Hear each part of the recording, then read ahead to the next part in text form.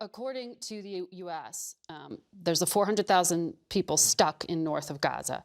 There are thousands of Palestinian civilian casualties. This is according to the White House National Security Advisor. 70 or more UN workers, 30 or more journalists who have been killed. Will your military change tactics as the U.S. has asked?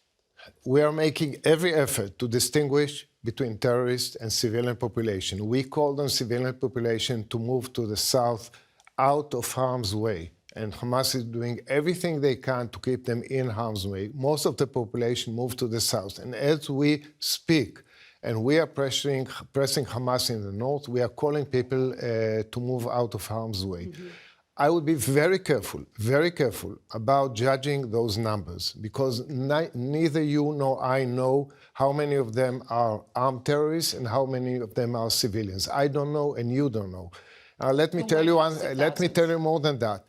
On October 7th, Hamas attacked us with 3,000 armed terrorists. Mm-hmm. We're still collecting the bodies. We have 1,000 bodies of armed terrorists on our case.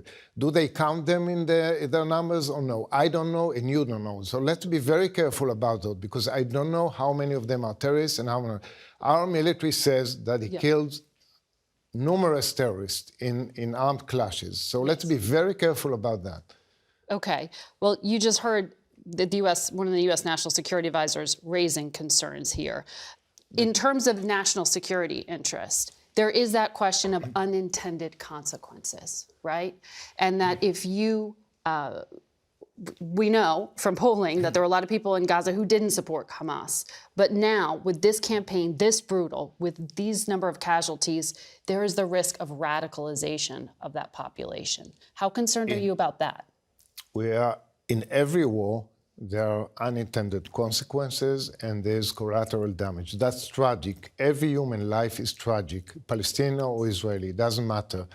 We act according to international law. We make every distinction that we can make between civilians and terrorists. But is there an endpoint? Now, we call the population to move to the south, to keep them out of harm's way. Before we did airstrikes, we called specific families, buildings, asked them to leave. And Hamas is deliberately keeping them. And in part of our clashes in Gaza, they sent like 100 civilians to face our forces. That's the way they operate. This is tragic. But we cannot allow Hamas immunity just because they hide behind civilians. We want to separate between the two and strike the terrorists.